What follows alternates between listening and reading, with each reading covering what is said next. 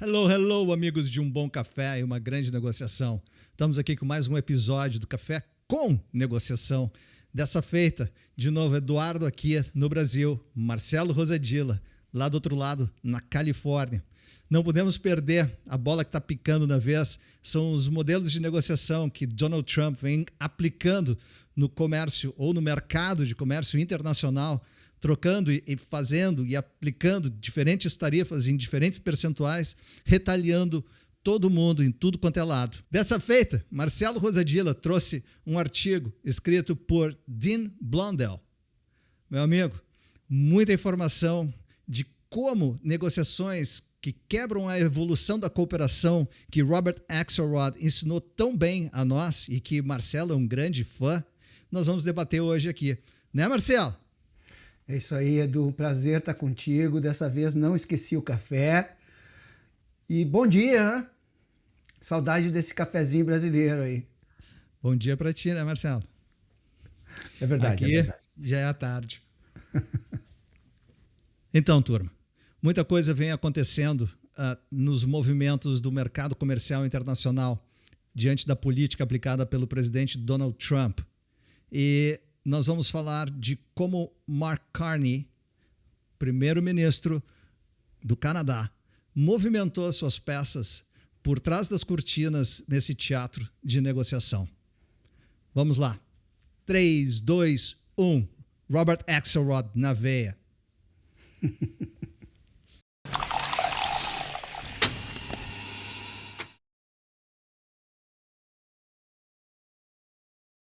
Marcelo, desde que eu te conheci, e vão ser 10 anos, nós sempre trabalhamos juntos, um apoiando o outro. E com certeza a tua presença na Califórnia me ajudou muito a poder conhecer e hoje ser um Eduardo completamente diferente. Desde o princípio, tu me trazes Robert Axelrod e a evolução da cooperação como um paradigma para que nós possamos negociar e trabalhar melhor. Nosso relacionamento se baseou muito nisso. Hoje, olhando para trás, depois de tudo que eu aprendi, nós sempre tivemos isso. Tanto é que nessa semana tu me passou um artigo que tu encontrasses no Reddit ou no Reddit. Vamos falar a respeito disso? Vamos falar de como o primeiro-ministro canadense, recém entrando no gabinete, deu uma movimentada nesse tabuleiro de xadrez por trás das cortinas do teatro que Donald Trump vem apresentando? Eduardo, é fascinante, né? Talvez pela nossa história, eu, como brasileiro e gaúcho, tendo vivido a ditadura, o fim da ditadura, etc., e a nossa politização sempre muito permeada, né, nas nossas vidas, eu me interesso muito por isso. Vou tentar falar muito mais, obviamente, sobre o lado da negociação, mas também não quero que as pessoas esqueçam, que nós esqueçamos, que também há muitos outros fatores em jogo, né? Seja político, seja social, seja cultural, etc, etc. E a parte da minha indignação do que está acontecendo também tem um outro lado que é fascinante, né?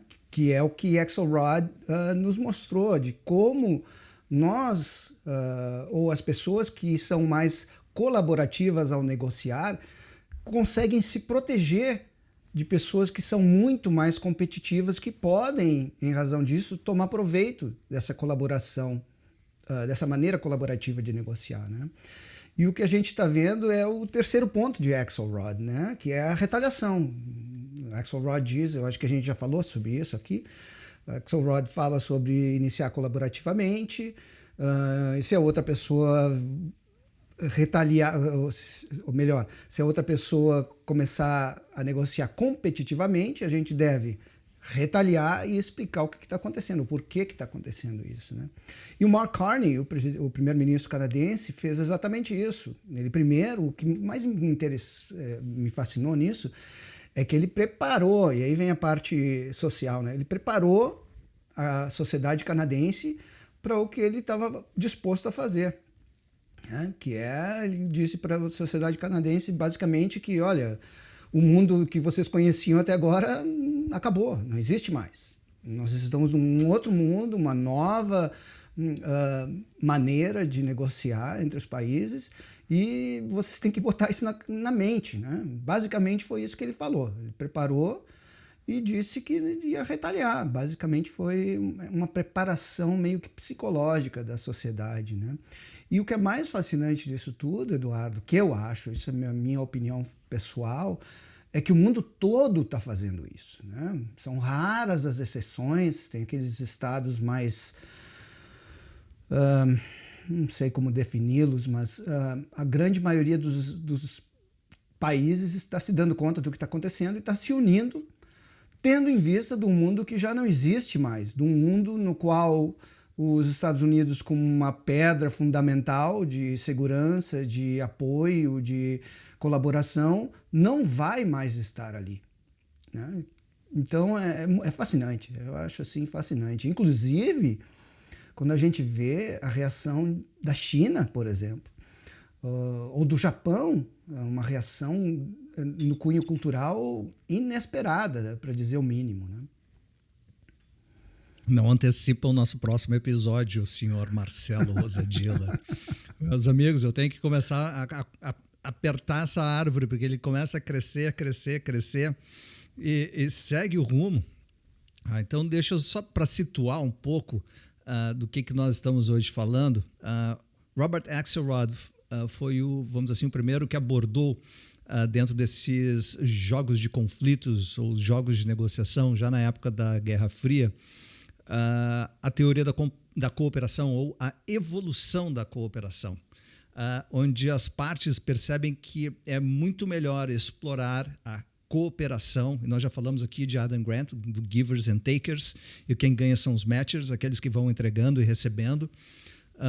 Então, Axelrod, para poder explicar o que poderia acontecer entre então Estados Unidos e União Soviética nos idos dos anos 60 e 70, ele criou um estudo dos jogos chamado Dilema do Prisioneiro.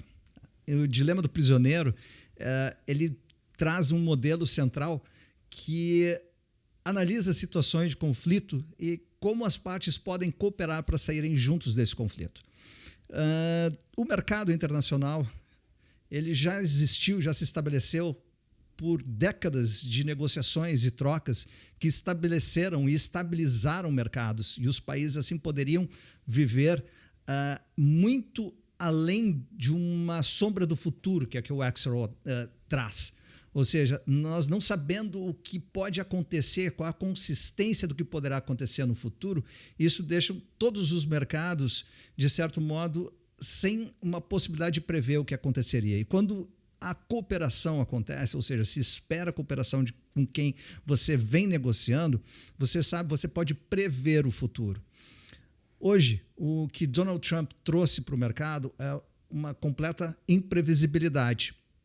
E aí, entrando pelo terceiro item que o Marcelo nos trouxe, Mark Carney traz um movimento de jogo de xadrez que mandou uma mensagem para Donald Trump, e essa foi a grande razão de ele baixar aquelas tarifas de 50% aplicadas contra a União Europeia e também algo muito forte contra o Canadá. Vamos lá, Marcelo. Joga a tua bola da vez aí com relação ao que o nosso primeiro-ministro canadense trouxe ao mercado. De novo, eu acho fascinante isso tudo, né? Embora muito assustador por muitas vezes, né? O que basicamente o Canadá fez e a China fez mais ainda, né? Como tu iniciaste falando, o que está acontecendo hoje no mercado internacional é fruto de centenas de anos de cooperação, de troca, de informação, de negociação, de confiança, né? de criação de confiança, né? Então, o que Trump está fazendo está virando de ponta cabeça tudo isso, está voltando a um tipo de negociação que a gente já deveria ter evoluído, né, desde então. Ele diz que os Estados Unidos estão que estão tomando vantagem dos Estados Unidos, etc., mas ele não se dá conta de todos os outros fatores que os Estados Unidos também toma vantagem, né? E isso que o Canadá está mostrando, e a China mais ainda, né? Está mostrando que tudo vai ter um give and take, né? Toma lá da cá.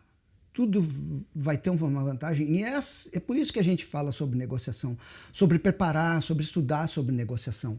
Porque nós temos que ter uma decisão baseada em fatos que não vai ser totalmente numa negociação de zero-sum game, né?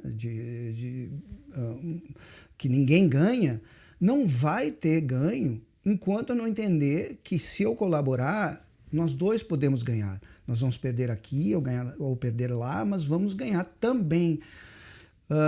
E o que os Estados Unidos não está se dando conta, ou melhor, o governo Trump não está se dando conta, é que o momento provém de centenas de anos de negociação, de entendimento, de confiança, etc. E ele está jogando tudo isso fora e os países estão se dando conta que não adianta negociar assim. E por isso voltamos ao Axelrod. Os países estão se dando conta e basicamente eles estão dizendo, como se a gente estivesse numa mesa de negociação, você quer ser competitivo? Eu também ser competitivo. Vou lá falar com a China, vou lá falar com a Índia, vou lá falar com o Brasil e vamos deixar você de lado. Por isso que o Mark Carney fala de se preparem, né? Que o mundo já não é mais o que parecia ser. Tanto que vários países já fizeram uma aplicação para entrar no grupo dos BRICS, né? Tanto que a China chegou a um ponto que as tarifas foram a 240%, alguma coisa, e a China disse, não, nós não vamos seguir nesse joguinho. 185% que a gente fez para retaliar já mostrou o que a gente está pensando, já mostrou que é uma retaliação e que não vai levar a nada. Quanto mais ele aumentar as tarifas, a gente não parou por aí. Acabou a negociação. Basicamente é isso, acabou a negociação, a gente está saindo da mesa de negociação, vão negociar com outros parceiros. E isso é fascinante, né? É ver isso acontecer e o mais interessante disso tudo que eu vejo é que embora não conscientemente ou talvez não de uma maneira tão sábia, há uma realização, uma percepção do governo Trump que não está dando certo. Tanto que ele pausou, né, ele deu pausa às tarifas por 90 dias. Porque ele viu que não está dando certo. Ele ainda não fez isso com a China porque ele acha que com a China vai dar certo. E não vai. Não adianta. Por mais que ele queira, por mais que ele diga, já disse que a América é tão velha quanto a Itália e que tem feito, né? Ele disse que eles têm relacionamento milenares com a Itália. Como os Estados Unidos não completou 300 anos ainda de fundação. E eu acredito que esses fundadores da América devem estar se revirando onde estiverem com a inabilidade desse pseudo-presidente e líder, porque nós estamos falando de um movimento que a Europa e o Canadá fizeram, e claro que a China não vem a participar, porque eles não trabalham nesse tipo de sentido, eles são autônomos, e isso foi por isso que o Marcelo disse que na retaliação deles foi maior, no sentido de aumentar as tarifas, porque por ser um país comunista, unipartidário, eles têm condições de fazer o povo sofrer, porque não é uma democracia que vai tirar eles do poder, mas os outros países onde existem democracias, como a União Europeia e o Canadá, eles se alinharam juntos porque são grandes portadores de títulos do Tesouro dos Estados Unidos. E eles detêm, o Canadá detém 350 bilhões e a União Europeia, se não me engano, 1,5 trilhão, alguma coisa assim. E o Japão é um dos maiores. O Japão tem mais de 1 trilhão, também se juntou a esse movimento do Carney, e eles apresentaram para os Estados Unidos uma possibilidade de começar a se desfazer desses títulos. E começaram, né? Eles começaram, sim, apresentaram esse movimento.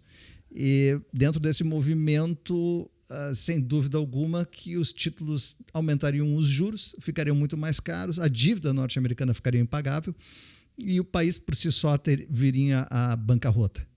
E evidentemente que isso aí deixaria o presidente Trump como um vilão na história. E por isso ele suspendeu as taxas contra esses países e baixou a 10%, que foi aquele menor nível que, quando o Brasil estava nesse time, estava se achando beneficiado. Mas, de novo, a Norte América, ou melhor, os Estados Unidos, eles são superavitários em relação ao mercado internacional com o Brasil. Então, essa conversa que ele joga para o público dele pode funcionar por um momento. Porém, como ele está fazendo aquilo que foi dito que faria, porém de uma forma extremamente medieval, vamos dizer assim, podendo cortar os seus braços e pernas para poder mostrar que ele tem mais poder que os outros. E nem todo mundo vai sentar para negociar. Alguns países latino-americanos, alguns pequenos do Oriente vieram para conversar, porém, a grande maioria está retaliando. E retaliam de uma forma, vamos dizer assim, sem precisar subir no palco e buscar os holofotes. Estão fazendo isso de uma forma, vamos dizer assim, acadêmica, bem construída, e que os ministros das relações exteriores sabem como funcionar. E esse é o problema do presidente norte-americano, porque ele não tem essa escola. E ele está se apoiando nas pessoas que não têm, vamos dizer assim, o intuito de se manterem com a sua reputação em ordem, se aliando a ele. E aí... Exatamente. E o que ilustra exatamente isso que tu estás falando é a questão de, por exemplo, os Estados Unidos ou melhor, o governo Trump impôs tarifas a certos países para quê? Para trazer indústrias para dentro do país. Eu ouvi um só economista dizendo, olha, não é tão simples assim. Ele deu um exemplo. Imagine uma fábrica de processamento de alumínio. Só a fábrica demora 2 anos para ser construída, se eles querem trazer para dentro dos Estados Unidos. Fora isso, hoje em dia, o mundo como está estruturado, não existe mais uma fábrica de alumínio, aí uma transportadora, não, cada etapa desse comércio tem uma companhia de um país diferente. A transportadora é diferente, o do container é diferente, o navio é diferente, etc, etc. Então ele não entende os vários riscos que ele está tendo nesse tipo de negociação. Por um outro lado, Mark Carney, China, etc., até o Japão, eles entendem, esse que é a negociação mais sábia que eu queria trazer para vocês, né? Eles entendem isso, tanto que essa venda do Tesouro Nacional, de bonds, né, do Tesouro Americano, foi feita em uma gotícula aqui. Eles venderam um pouquinho para mostrar, olha aqui, ó, o que a gente pode fazer. Por quê? Porque eles entendem que eles também têm desvantagem em vender esses bonds. Porque se eu vendo bonds do Tesouro Americano, significa que o dólar vai cair, significa que meus bonds vão desvalorizar. Então, eles têm essa sapiência, eles têm essa consciência de que tem a vantagem e desvantagem em ser competitivo também. Só que uma maneira como eles estão negociando é muito mais sábia, muito mais inteligente, dando aquela alfinetada. Olha aqui, ó, tô com um alfinete aqui, eu posso te alfinetar, se tu quiseres a gente vai até o fim. A China está sendo muito mais, como é que eu vou te dizer, stern, né? Muito mais dura quanto a isso. Eles dizem, eu não vou negociar. Não vou negociar e não me importo. Nós temos uma cultura de 5.000 anos. Há 4.000 anos eles fazem negócio com os outros países. Há 4.000 anos. E, inclusive, tem não me lembro quem foi que falou, que ele disse, olha, a China está aqui há 5.000 anos e vai estar aqui depois de não sei quanto tempo, a gente vai continuar aqui. E nós não vamos entrar nessa, nós vamos retaliar até o fim. Então há esses dois estilos de negociar, embora, voltando ao que tu falaste da China, nós também, como ocidentais, sofremos muito disso. Nós temos um certo estereótipo da China que nós devemos questionar muito. Nós devemos conhecer a China primeiro. Essa cultura milenar, ela é milenar, não é de graça, não é por nada, não é por estar fazendo coisa errada, muito pelo contrário. Eles estão fazendo coisas certas. Então nós temos que entender como a China trabalha também, o que o governo Trump deveria saber já. né? Ele é não é, porque estamos vivendo uma kakistocracy, né? Que é um governo pelos mais incompetentes que existem Na América disponíveis. do Norte. Kakistocracia. Então existe uma falta de compreensão desses outros países também. A China, como uma cultura milenar, deve ser respeitada, principalmente agora com uma economia que está bombando, né? E eles têm uma cultura diferente da nossa. Enfim, já estou indo por um outro lado, né? Do lado cultural. Tu está com toda a razão. O que você está querendo trazer é que a China conseguiu transformar e mostrando como ela se autotransforma no decorrer do tempo, por isso que ela é uma cultura milenar. E nós fizemos uma brincadeira com relação a Trump e Itália, porque ele, num discurso junto com, acho que era o primeiro-ministro italiano, né, Marcelo? Se não me engano, era... Eles estavam num encontro América e Itália, e nesse encontro o Trump vem e traz a informação de que Estados Unidos vem negociando com a Itália ao longo dos milênios. Então, chega a ser triste ver isso num então dito líder em negociação para um país que, vamos dizer assim, que eu estive, o Marcelo continua imerso e vendo quantos grandes negociadores na arte de negociar assessoraram presidentes, e esses presidentes foram inteligentes o suficiente para aceitar as questões plausíveis, porque nesse mercado internacional tão grande existem vários players, e esses players podem se juntar e fazer com que funcionem para eles, independentemente da grande potência que os Estados Unidos foi, porque não é mais. A China está demonstrando grande capacidade, e Marcelo tem que relembrar acho que o primeiro episódio dessa temporada, onde nós fizemos aquela comparação entre quanto litigar e quanto negociar. Nós mostramos que nem todo mundo pode negociar, e principalmente quando se negocia com poder. Porém, os Estados Unidos aqui está querendo negociar de uma forma arbitrária com alguém que tem tanto poder quanto, ou até mais.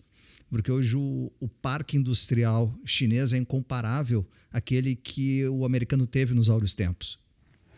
Agora, é a situação que nós temos pela frente. Não, inclusive isso tem muito a ver também, porque uma das coisas mais importantes na cultura chinesa é o conceito de face, né? Nós não temos essa palavra no português, que, traduzindo literalmente é face, né? E o que é face em inglês? Significa tudo isso: reputação, orgulho, percepção individual perante a sociedade, é tudo que envolve ao eu, né? Não eu só chamaria o eu. Moral. Eu diria que é a moral daquele player, aquele que está jogando contigo.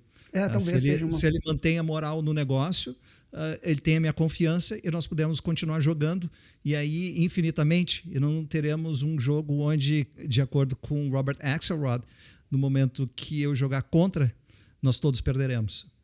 E é isso que está acontecendo hoje. Esse movimento que os Estados Unidos escolheram fazer com relação ao mercado internacional está mostrando que a postura desse player não tem moral. E sobre isso nós vamos falar no próximo episódio, né, Marcelo? Tem mais coisa para vocês aqui com relação ao que vem acontecendo, e tem muito com relação à cultura. E fica para a próxima.